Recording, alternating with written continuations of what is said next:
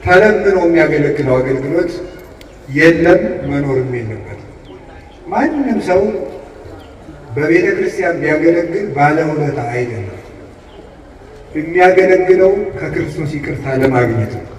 እኔ እዚህ የማስተምረው የእናንተ ባለውለታችሁ ሆኜ ሳይሆን የራሴን ይቅርታ ለማግኘት በክርስቶስ የቤተ ክርስቲያን ኅብረት ውስጥ ለመግባት ነው።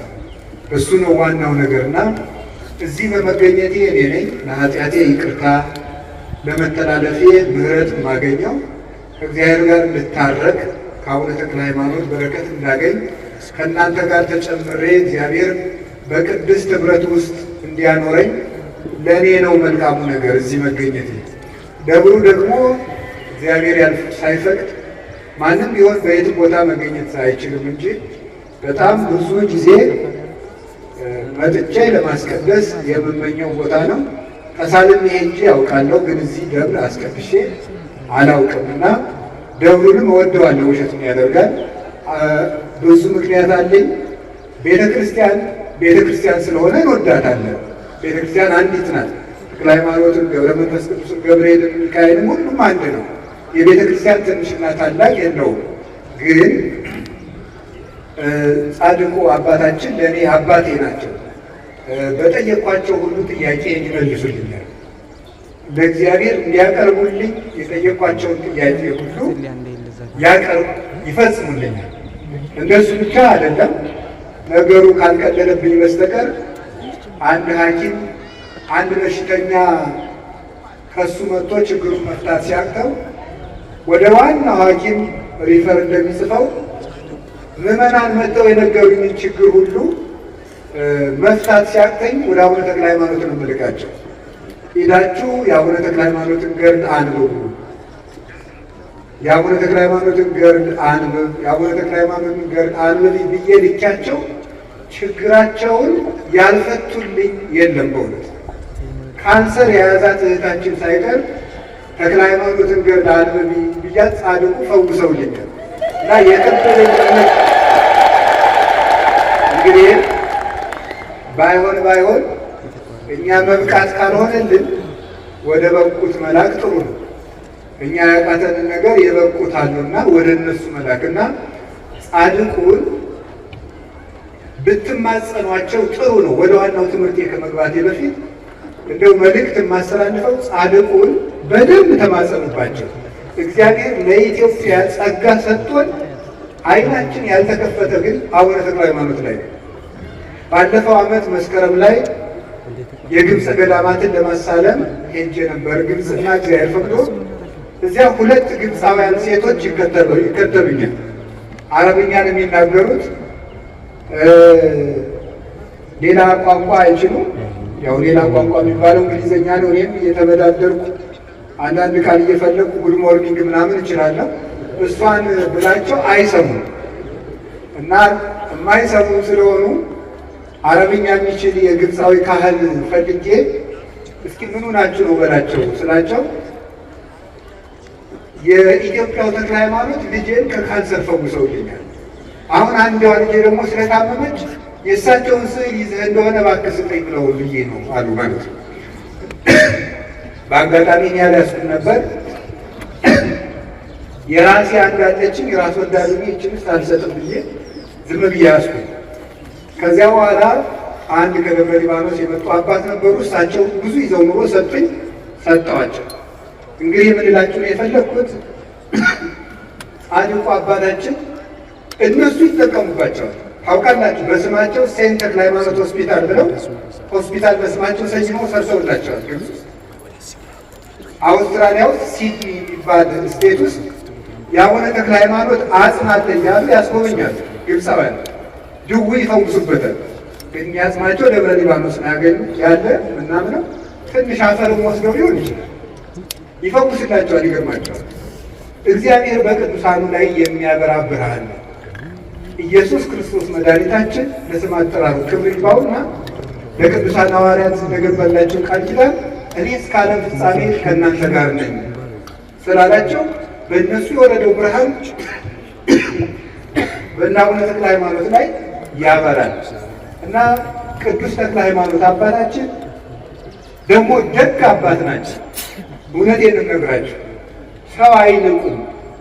ትልልቅ ሰው ብቻ አይደለም፣ እንዲያው ከትልቅነታቸው በላይ እኔ እንዲያውም የሚገባኝ ደግነታቸው ነው። ስላዘኑልኝ ስለራሩልኝ ማለት ነው። እንዲያው ዝንጀሮ ስለሚወዱ ነው እንጂ አሁን ምን አድርገው ምን ብለው ነው እላለሁ። አንዳንድ ዝንጀሮዎች እንኳን ደብረ ሊባኖስ አዝመራ እየበሉ ሲያስቸግሩ አርዲቱ እነዚህ ዝንጀሮዎች እናጥፋ ሲሏቸው ምን ነበር ያሉ አባታችን? አይ ልጆች እኛ መጣንባቸው እንጂ እነሱ አልመጡብን። ጫካ እኮ የዝንጀሮ መኖሪያ ነው፣ ተዋቸው እንዳትነኳቸው ነበር ያሉ እና አባታችን እንኳን ለሰው ለዝንጀሮ ያዝናል። እኛስ ቢሆን ዘንድሮ ከዝንጀሮ ተሻልን ብላችሁ ነው? እንደው እግዚአብሔር በቸርነቱ ላይ ይራራልን እንጂ አያያዛችን እኮ ያወሬ ስራ ነው። አዲያ በቸርነቱ ግን መማፀኛ የሚሆኑ አባቶቻችን ሰጥቶናል። የምንድነው በኢየሱስ ክርስቶስ ደም እንደሆነ ልባችን ጠንቅቆ ያውቃል። ቤተ ክርስቲያን የቆመችው የኢየሱስ ክርስቶስ ደም ነው። እነዚህ ቅዱሳን እየወሰዱ ከክርስቶስ የቸርነት ባህር ውስጥ የሚያቀርቡን ናቸው። እዚያ እንድንታጠብ የሚያደርጉን ናቸው። እነዚህ ቅዱሳን እጆቻችንን እየሳቡ መተይ እያሉ እንደነ ፊልጶስ እየሳቡ እጃችንን ከክርስቶስ የሚያደርሱን ክርስቶስ የሰጠን እጆች ናቸው እነዚህ ቅዱሳን። ከዚያ ውስጥ አቡነ ተክለ ሃይማኖት ናቸው እና ተክለ ሃይማኖት ጾም አያሳድሩም፣ ረሃብ አያስርቡም። አይቻለሁ እኔ በእውነት ባይኔ ደብረ ሊባኖስ ሄደን 3 ሰዎች ሆነን ወይ ተክለ ሃይማኖት ከተክለ ሃይማኖት ግቢ የተኛ ሰው ጾም አያድርም ይባላል እንጂ አንድ ሰውዬ ተፈታትኖ እንዳበሉት ሰምቼ ነበር እና እኛም ሄደን ዝም ብለን እንተኛ እስኪ ብለን ዝም ብለን ተኛን። በመኪና ነው የተጓዝነው፣ በፊት ነው ረጅም ሰዓት ተጉዘን የመጣነው። ዝም ብለን ተኛን። የድሮዋ ግቢ ነበረች። አሁን ጸባቴ ያሰሯት አበምኔቱ ነው። በደንብ አድርገው አሰርተውታል። በእውነት እድሜያቸውን ያርዝምልን በዚያው በእውነት ማለት ነው። ደብረ ሊባኖስን በደንብ አሳምረው አሁን የያዘውን ቅርጽ እንዲይዝ ያደረጉት እሳቸው ናቸው አውቃለሁ። የፊተኛዋ ግቢ ላይ ነበረች። እዚያች ተኝተናል። አዲስ አበባ የመጡ አንድ እናት ትርፍ ስሊፒንግ ባግ ይዘው ነበር ሰጡ እና እዚያ ተኝተን ሳለ የማናውቀው ሰው እየሮጠ መጣ። 2 ሰዓት ተኩል ወይም እንደዚህ ከምሽቱ ለምንድን ነው 4 ሰዓት ነው የተኛችሁ አለ። እኛ በልተናል አለ፣ ተጨናንቀናል። ደግሞ ምን ጉድ ነው በልተናል አልበላችሁም? ንፍሮ አምጥተው አበሉን። በበነገው ተክለ ሃይማኖት ግቢ ውስጥ ጾም ማደር አይቻልም ብለው መክረውን እኛ ሰው ሄዱ። እኛ ሰውም በበነገውም አይቻቸዋለሁ፣ ሌላ ጊዜም ስሄድ አይቻቸዋለሁ። ሌላቸው የፈለግኩት ምንድን ነው? የተክለ ሃይማኖት ቤት የሃይማኖት ተክል ናቸው።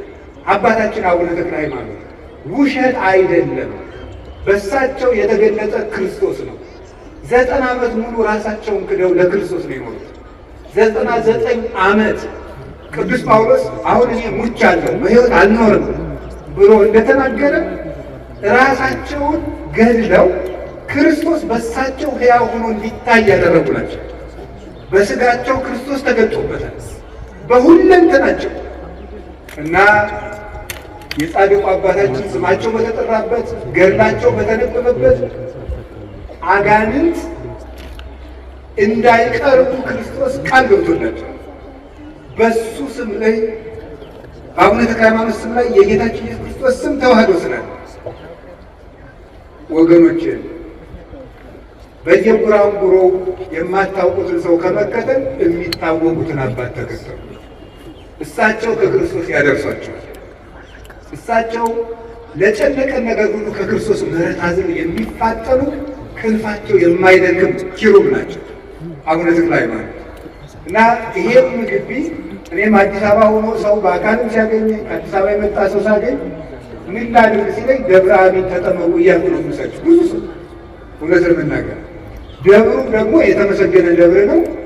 እንደው በወግ ስሰማ ነው ስርዓቱ ለደብረ ሊባኖስ ቅዳሴ ከተገባ በኋላ ግቢው ይዘጋል ሲባል እሰማለሁ። እውነት ይሁን ቆይ ጸባቴ ነው ብናገር አልጠየፋቸውም። ደግሞ አላደረሰኝ። ደብሩ ክርክብ ነው፣ የተሸከፈ ነው። ውሎ ቅዳሴ ይቀደስበታል። ካህናቱ ሊቃውንቱ የታሹ የተከረከሙ ናቸው። ሰንበት ተማሪዎቹ ሁሉ የዚህ ሁካታ ሆይታ የማያበዙ መምህራንን ጥሩ መምህራንን እንዲያስተምሩ የተዝረከረከ ሰው ወይም ኦርቶዶክስ ሃይማኖት አስተምህሮ ውጭ የሆነ ሰው በዚህ እንዳይቆም ለሕክመተ እምነት የሚተጉ ሰንበት ተማሪዎች ያሉበት ክርክም ደብር ነው። ጸበሉ በጣም ፈዋሽ ነው። በዚህ በመገኘት ይህን የእግዚአብሔር ምሕረት እንደሚሰጠኝ አምናለሁ። ለሁላችንም እግዚአብሔር ምሕረቱን ያድለን፣ ይቅርታውን ይስጠን። የጻድቁ ተክለ ሃይማኖት በረከትና ረድኤት ከሁላችን ጋር ይሁን። እቺን ብዬ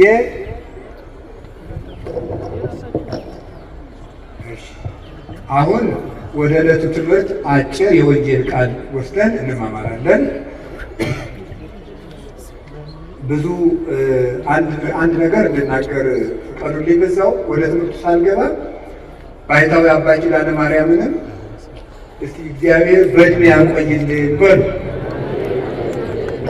ሳስበው እኛ ሳንወለድ ሁሉ ሲሰብኩ ነበር። እሳቸው እኛ ሳንወለድ እናት አባቶቻችን ሁሉ ሳይጋቡ ሊሆን ይችላል እያስተማሩ ነበር። ኢትዮጵያ ውስጥ እያስተማሩ ነበር፣ እያስተማሩ አሉ።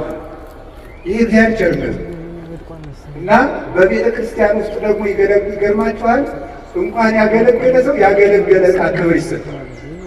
አሁን የተሰበረ ጽዋ ዝም ብሎ አይጣልም፣ ተከብሮ ነው በዕቃ ቤት የሚቀመጠው። ማይጠንቱ ቢሰበር የተቀደደ ጥላ እንዲያው ትንሽ እንዲያው የዋህ ቄስ ዝም ብሎ መጽሐፍ ካልሰፋበት በስተቀር ዕቃ ቤት ነው የሚቀመጠው፣ ዝም ብሎ አይጣልም።